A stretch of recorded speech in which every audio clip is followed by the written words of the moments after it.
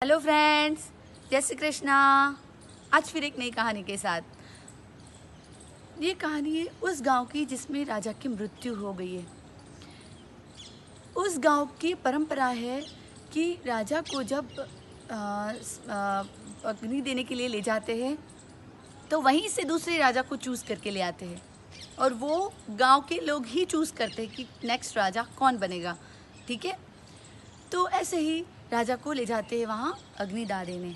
तो अग्नि की वहाँ पे एक बहुत परेशान सा युवान नदी किनारे सुसाइड करने के लिए आया हुआ रहता है। बहुत परेशान रहता है अपनी लाइफ से, बहुत होशियार रहता है मगर बहुत परेशान।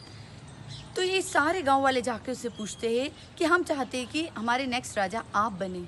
तो एकदम खुश हो जाता है, अरे बाप रे, मैं और राजा। होशियार तो बहुत था। ठीक है, अरे पहले कंडीशन तो सुन लीजिए कि हम किस किन शर्तों पर आपको राजा बनाएंगे। 5 साल के बाद आपको इसी गांव के पीछे एक बड़ी सी नदी बह रही है, उसमें छोड़ दिया जाएगा। वहाँ छोड़ दिया जाएगा किनारे। आपको तैर के जाना हो कि जैसे भी जाना हो, नाव से जाना हो, जैसे भी जाना हो।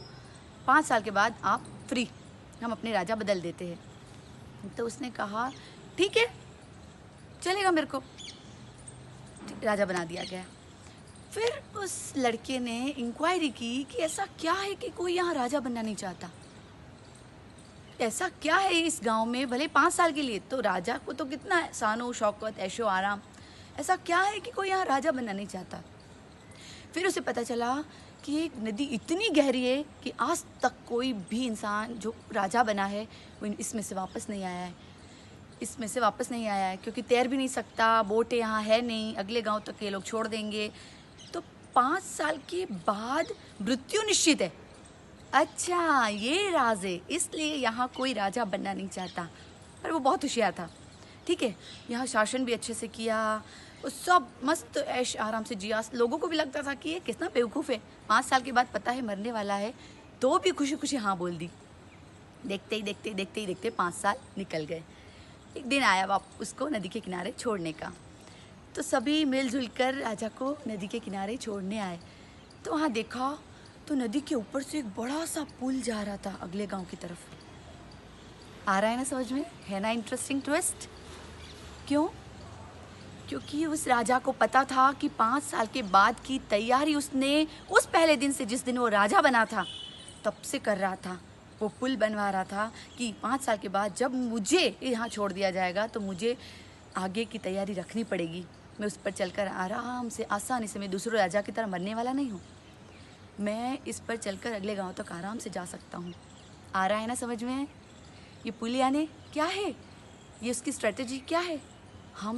हमारी परेशानियाँ, हमारी लाइफ की तैयारियाँ, यहाँ कुछ भी परमानेंट नहीं है, सब कुछ टेम्प्रेरी है। मगर हम ये भ्रम से, हम ये सोच कर यहाँ रह रहे हैं कि ये सब कुछ जैसे यहीं रहने के लिए आए हैं। हम वहाँ जाने की तैयारी करते ही नहीं हैं।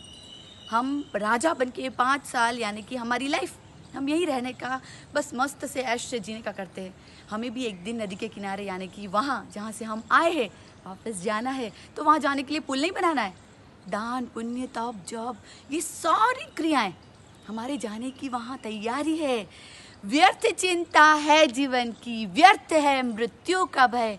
आत्मा को ना मार पाते शस्त्र अग्नि या समय। है परिवर्तन ही सत्य, झूठ सबका साथ है। कुछ न पाना कुछ न खोना, रिक्त रहते हाथ है, रिक्त रहते हाथ है। फ्रेंड्स, ऑलवेज रेडी रहे, कब हमें जाना पड़ेगा नहीं पता है। स्वस्थ रहे, मस्त रहे एंड हमेशा सबको हंसाते रहिए। कीप स्माइलिंग, है ना। राधे राधे।